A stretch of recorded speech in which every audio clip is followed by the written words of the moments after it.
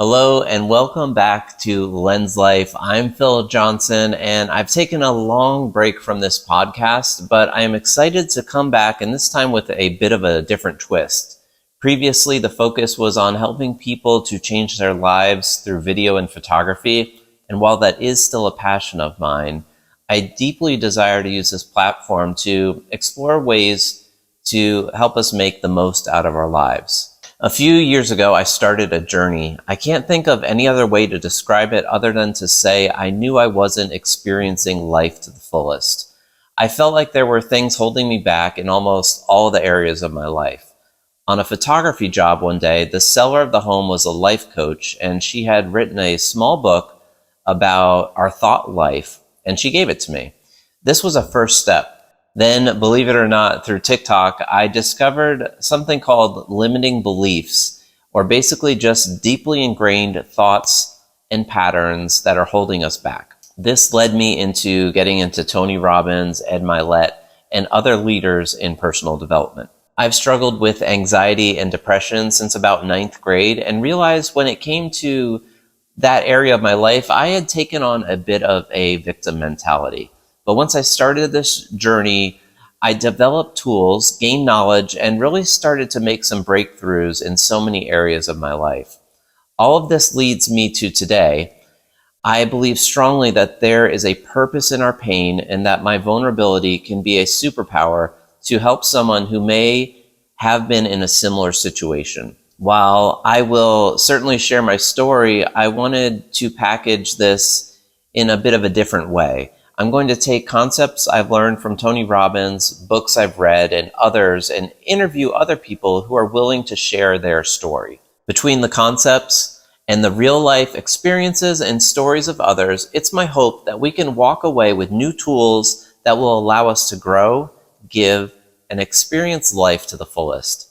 I'd love to say that I don't struggle with anxiety and depression and motivation anymore, but that would just be a massive lie.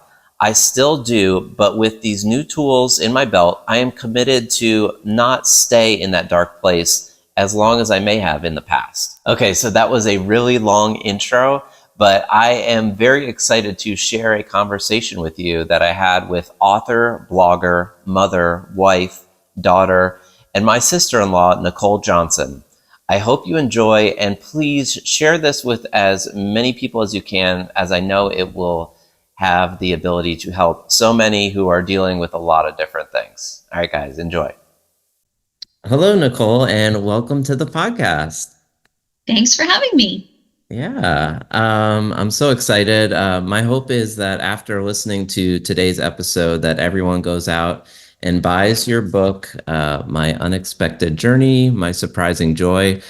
I just finished reading it and absolutely loved your story, your vulnerability, and your insights. Can you tell us a little bit of who you are and what prompted you to write this book? Absolutely. So I am a wife of nearly 25 years. I'm a mother to two adult sons and one teenage daughter who came to us through adoption. And I am a writer at heart. I love to write. I love to share stories. And I have had a blog for almost 10 years now. And I write about just the journey of parenting and life and faith and how it all intersects. And I really love to connect with other people through my writing. So I tend to just share a lot about what's going on in my life and hope that in some way people can heal from things that I share or kind of just understand themselves a little bit better from knowing another person's story. Yeah, I love that. I alluded to this in the intro a little bit about my struggles, but you say there's always joy in the journey, but to know that true joy requires the endurance of suffering. Can you tell us a little bit about that? Yes, absolutely. So I was very blessed with my childhood growing up. My family was just very secure. My parents were very loving and attentive. And really, it wasn't until the loss of our first baby in our early on in our marriage, that I was faced with true grief and true suffering. And I don't think that I really knew what true joy was until I was faced with that, and I could recognize and not take for granted everything that I had always had. Yeah. And those low points make those high or even normal ones a lot more joyful, right? Because of that experience. Absolutely. And then I know I've felt a little bit of purpose in suffering too, to maybe use that to help other people as well and connect with them on levels that someone else might not be able to. Absolutely. I kind of feel like it's wasted if we don't do that. You Yeah. know, I mean, we can learn so much from one another. And I've always said that that's how God intended it. That's why he created community. I think we're meant to be vulnerable. We're meant to show our real selves and learn from one another. And there wasn't anything more healing for me in my own moments of kind of trials and challenges that, um, I just learned so much from other people. Yeah, I think the temptation is just to keep it inside, or like in the darkness or whatever, and then Mhm. it like grows in its power, but when you bring it out to the light, it kind of loses its power, and then can just like help so many other people as well. Absolutely. All right. Well, I know we have a lot to jump into, so let's just see. I know I'm going to talk about a lot of different parts in your book that I wanted to ask you about. In your childhood, you developed some OCD habits. I know you mentioned at one point engaging in specific behavior so that your dad would come home safely from work. Do you have any ideas where this anxiety or those fears came from? And thinking back on my childhood, it's really tough. I don't know. I think part of my anxiety is chemical. It's chemical imbalance. So I think that that's always been there. And I think part of it is environmental in the sense that, like I said, my childhood was very stable, and I kind of was raised with this misguided belief that I was always going to be in control and I was always going to be content and safe.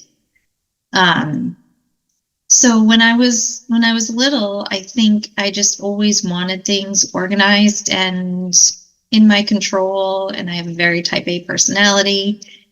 And I just started having these weird thoughts like that I talk about in my book one day, when I was like, oh, if I walked out of the room and I turned the light switch off, and I had the thought, like, you have to go back and touch it again, or your dad might not make it home safely from work today. Like really crazy, it's seemingly crazy things that would kind of like just flash through my mind. And so that's when the OCD took over, and it was very like confining, because I would just feel like I had to do these silly little things like touch the light switch again and everything was going to be okay. Like I was creating a world where I felt like I was in control. Like I could fix everything that I was worried about by just doing certain things. Yeah, I mean, I think it's kind of that conversation of nature versus nurture. And I really think it's definitely a combination of the two. Kids in the same household growing up, same environment can be just so different. So, there's a piece that they're just born that way, and also Mhm. what experiences they're exposed to. And then you mentioned the chemical aspect. We'll get into that in a little bit, but definitely, I think that's a really good thing to, just be aware of, is like, I think we're just created certain ways. And then Mhm. also, we do have some capability of processing our experiences to help and not be stuck as well. Absolutely. And I think the other piece of it for me, I think about my family, and one of my sisters dealt with the same exact thing growing up. Of course, we never talked about it with one another. Mhm. The anxiety, like looking back, I can picture my grandmother, my mom's mom, like always being worried and uncomfortable. And now my mom, like really shows the anxiety. And I think the difference is generational. Nobody talked about it until kind of probably our generation. So nobody really put words to it and really understood it and really understood that there is a chemical element and that you don't deserve to live that way. You can find help. Yeah, for sure. And there's no shame in that at all. Right. So I relate a lot to your childhood in the sense that it seemed amazing. You were well loved and cared for, had everything you needed.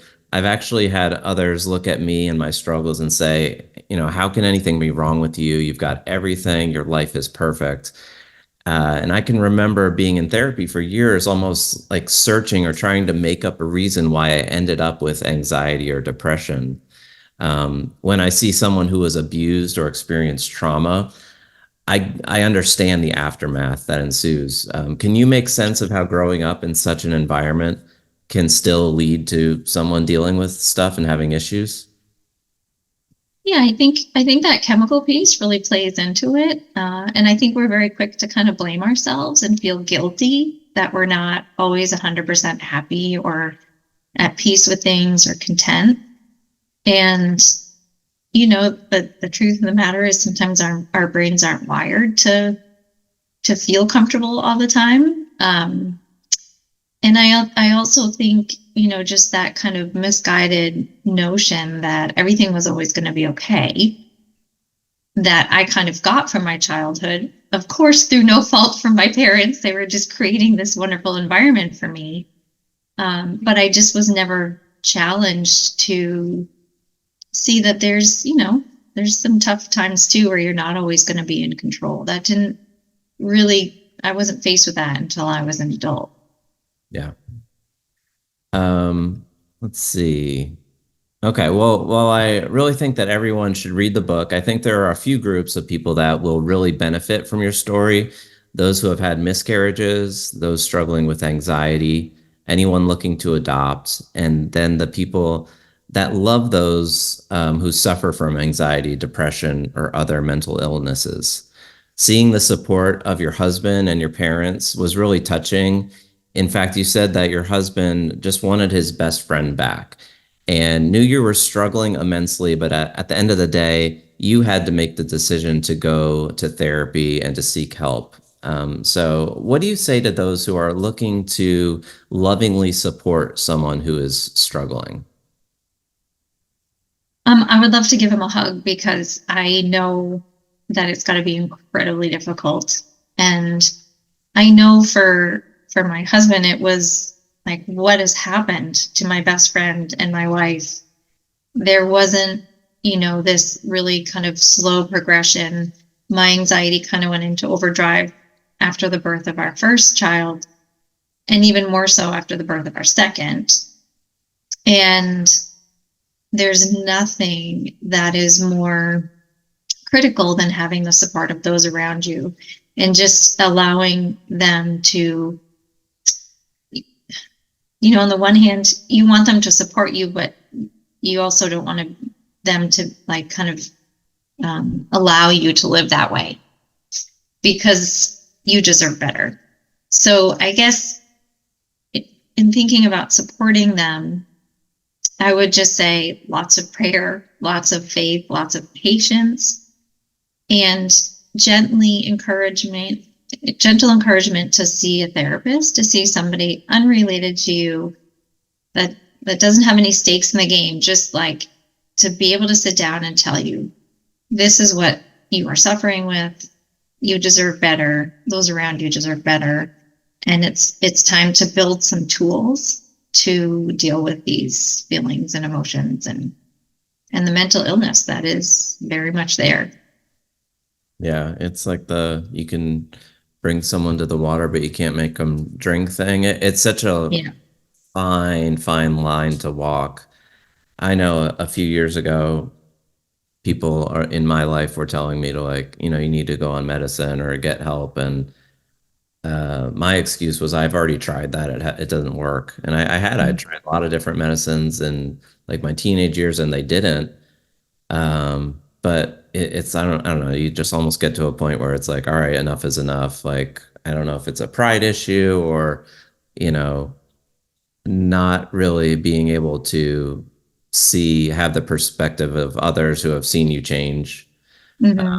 But for me, I just got to a spot where I was like, I need help. And what was strange is that later on in life, I did have a different reaction than I did in earlier times. Um, I know at one point, you talked about your husband going to therapy with you and like kind of painting maybe more of an accurate picture. Like that had to have been really hard, but you seemed open to it and like that was a good thing, or what was that like? Well, it ended up being like my saving grace. But yes, I had been going to this therapist, and it was the first time I had ever tried therapy. It was super hard for me. But the therapist was really good in that she was able to map out like exactly kind of why I was in the place I was in. So she was like, you have a type A personality, you have family history of anxiety, you've had children, and this all makes sense, right? It's not a personality flaw. I remember her saying that to me. So I invited my husband to come with me to one of my appointments because I was like, this is great. She can just tell him, like, look, this is not a personality flaw. You just need to continue to be supportive. And he just sat back and was like, look, let me tell you what's going on with this best friend of mine. Like, we're going to go out to dinner after this appointment, and she's not going to touch the door going into there. She's not going to want to touch the menu. She's going to wipe down her silverware. She'll avoid using the bathroom at all costs. And like just very specific examples that I wasn't giving my therapist because I Yeah. didn't really want her to have the whole story, I think. And I just kind of sat there like thinking in my chair, like, oh my gosh, why did I invite you? But it was the best thing that could have happened because in hearing those very specific examples, the therapist was able to see like this is OCD in overdrive, and she just looked at me and she said, "There, you can come to therapy for the rest of your life, but I don't think you're going to get relief until we start to address it with medication." I didn't want to hear that. I was angry, I was annoyed, all those things, but it was definitely the first moment where it was like, okay, I might have to start thinking about this. Yeah, so it's that line again, but I mean, would you agree that whoever the loved one in your life or family, if they just communicate with like love, like a concern, you know what I mean? Because it can Mhm. probably come across as nagging or, I don't know, like it's just a really tough, Oh, but it's such a fine line. It's so tough. And my husband is just by nature very patient, thank God. And he just it was pure love that he communicated everything. He had his moments definitely where he was like incredibly frustrated because yeah. he could never do anything right, really. Um, but yes, just if you can give that person who's suffering the gift of patience and understanding and just continual gentle encouragement, like, I understand you're suffering and I understand you didn't invite this in, but this also isn't okay for you or anyone around you.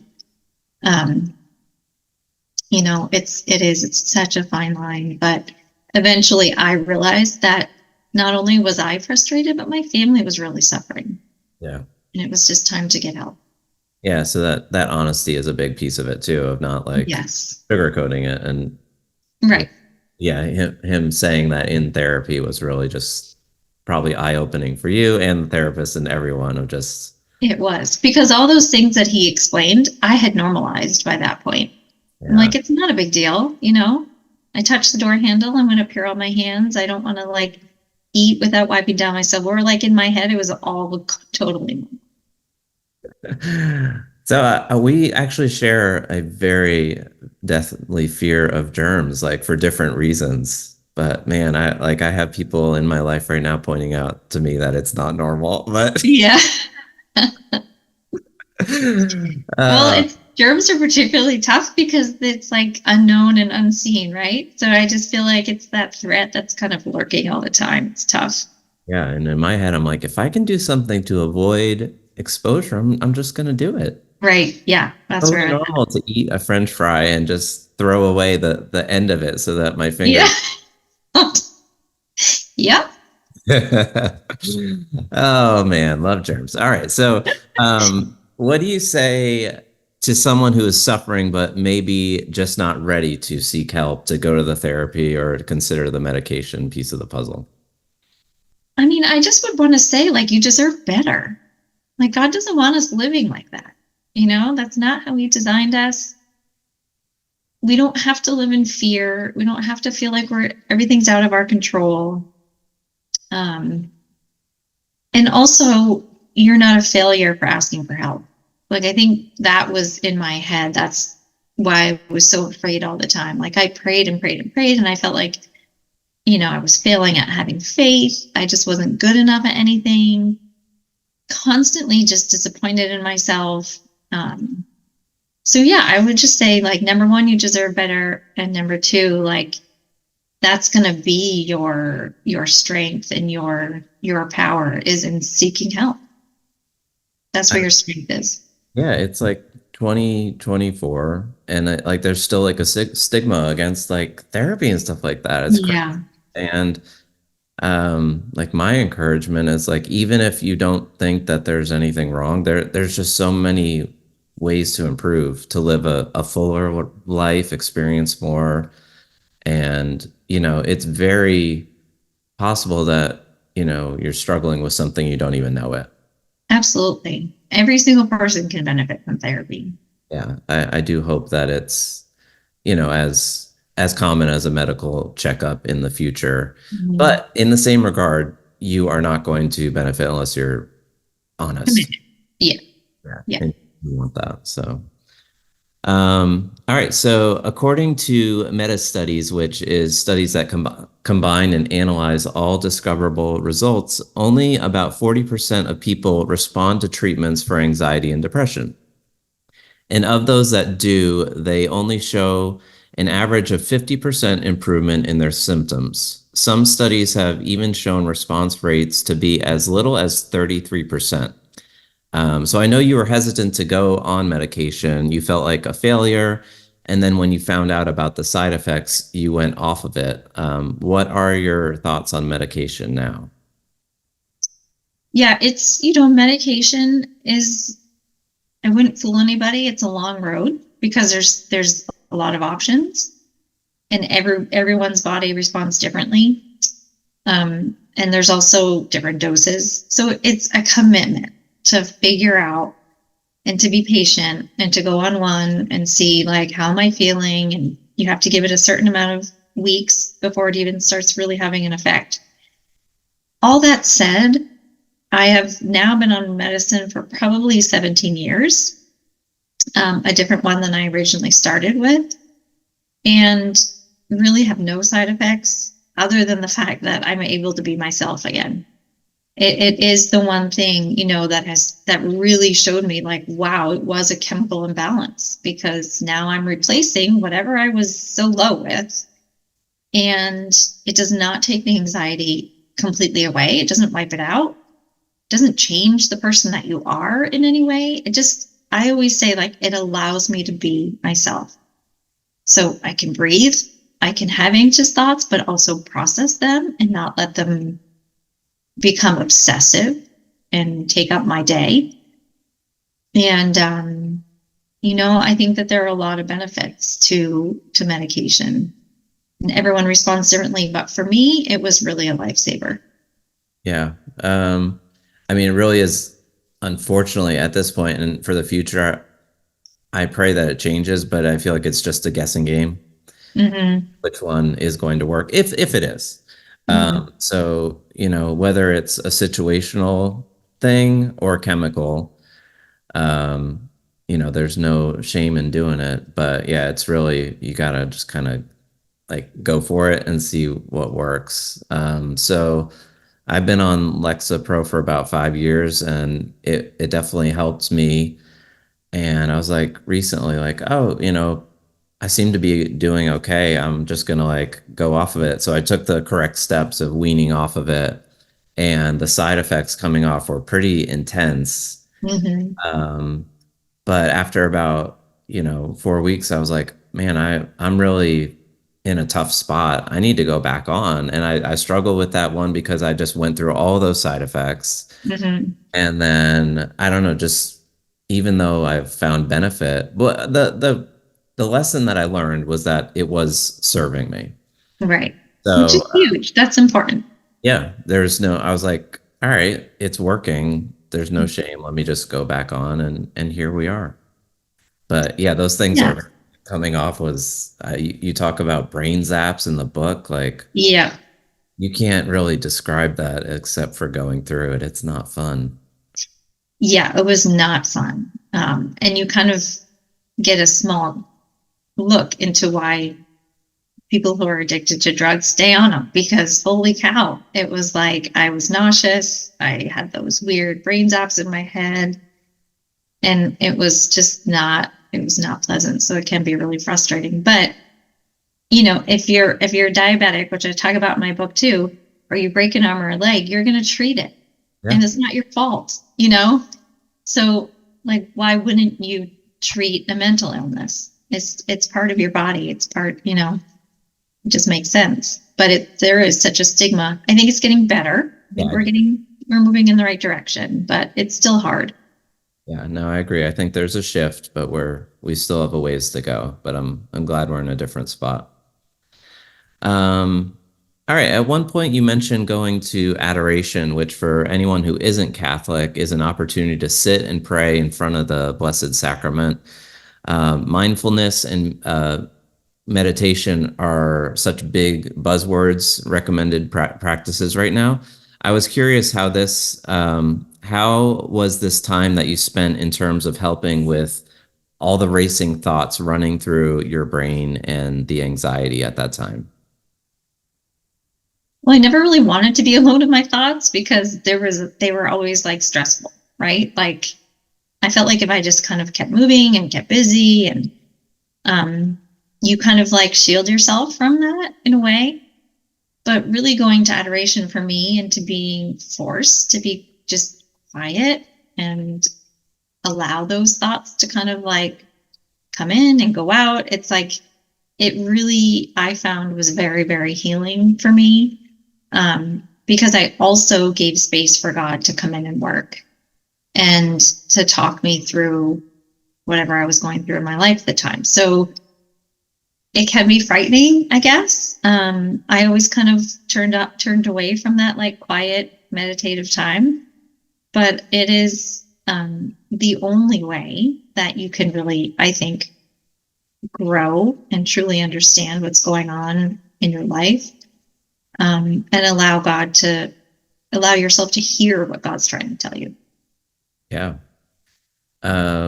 One practice I started a few months ago from therapy was just writing, Hmm. taking 10 minutes and like not stopping, just writing. And that allowed some of those swirling things to just come out because otherwise they would just keep swirling. But I think, rest and stopping is not a common practice with Hmm. all the distractions, whatever, if that's doing chores or TV or whatever. Like we just never, I know it's really a difficult thing to do, but Hmm. I need to almost schedule it um, Right. to whether that's just downloading those thoughts, getting them out, and yeah, allowing it like to process all those things. And that's why therapy can be great too, because you're literally Right. scheduling kind Yeah. of that time. Hmm. All right, let's see. I said it before in the intro, and I'll say it again that there must be purpose in the pain. And you mentioned how grateful you are to have experienced your specific struggles because it has equipped you to be there for your sons with similar struggles. I feel like in the olden days, there was an attitude of these are the cards we're dealt with. We just need to live with it. But with you, I'd argue that your courage and vulnerability will have an impact on generations to come, starting with your kids. You kind of talked about this before, but any thoughts on that? Yeah, I remember so well going to my general physician, I think early on when I was considering medication. And he said to me, "You have no idea the amount of women, patients who come in who are in their like 70s and 80s and tell me that they never understood that there was an option for treatment for anxiety and depression Mm. because nobody talked about it in our generation, and it was very much like just push through, you're fine. um, so I thought that was really interesting, and I think, like we've already talked about, we've definitely made some significant headway. We've come really far in kind of destigmatizing mental illness. um, but on an individual level, like in our family, I've always tried really hard to be very open about my struggles with my kids so that they know that there's, it wasn't anything that I caused. And, if they started facing some of the same things, I wanted them just to be able to talk to me about it. And that's what they've done. They both faced anxiety in their young lives. My boys have. And it's been incredible because they've both come to me and said, like, hey, I'm struggling here. I think I need some help. And I think that they felt really secure and confident knowing, like, I've been through it. And, I could say, like, this is a journey. I can't fix it today with a Band-Aid, but I'm here, and we're going to figure it out. That's awesome. I love it. I hope that I can do the same with my son for sure. And just lead by example, and yeah, just know it's okay to not be okay, Mm-hmm. but have a desire to get out of that place, Yeah. and hope that you can. So I love it. You're doing a great job. Thank you. If you could talk to 15-year-old Nicole, what would three pieces of advice you would give to her? All right. So you gave me this question early, so I've had time to think about this. Yeah. And I realized just this morning that it would be something that your mom, my mother-in-law, told me years ago. And that was when we were just beginning our adoption journey. And she said, pray, trust, and wait. And I always go back to that. I actually have a picture that's hanging in my living room with those words on it. And if I could go back and just have that conversation with this vulnerable girl who had a lot she was going to face in the next, few decades, those would be my words. Always turn to prayer. Trust that God is with you and that He's going to get you through the valleys and help you celebrate when you're on the mountains, and just wait. Like, be patient. I've never been good at being patient. I always want the next thing. And I think if I could have done those three things a little better growing up, starting from age 15, it would have been a little bit easier. Yeah. Cool. Well, good job. That's a tough question, but it's kind of a cool thing to think about. There's actually a new Absolutely. type of therapy. I forget what it's called, but where you go and you talk to the younger self. Oh, interesting. Yeah, and you tell them, you basically go and heal them and say, hey, like, go and hug them, or Yeah. tell them, you're doing a great job. This isn't your fault, and it can kind of Yeah. heal some pieces of you. Yeah. Love it. Um, but thank you so much for sharing all of this. Can you tell us where they can find your blog and your book? I'll put it in the description as well. Yes. So my book is on Amazon called My Unexpected Journey, My Surprising Joy. And you can order paperback or Kindle. And my blog is at NicoleJenniferJohnson.com. And it's called Joy in the Journey. Awesome. All about the journey. And then All about the journey. can they find you through the blog as well, like contact you and stuff if there's people that want Absolutely. to Yes. connect and Yes, please do. I'd love to hear from people. support through all these awesome different vulnerabilities that you share in the book. Here it is, guys. I think the wording is backwards, but go check it out. Go read it, and follow the blog, and just reach out to Nicole. She's an awesome resource if you are hurting. Thank you for coming on, and I appreciate all you do. Thanks, Phil. All right. We'll see you around, guys. Take care.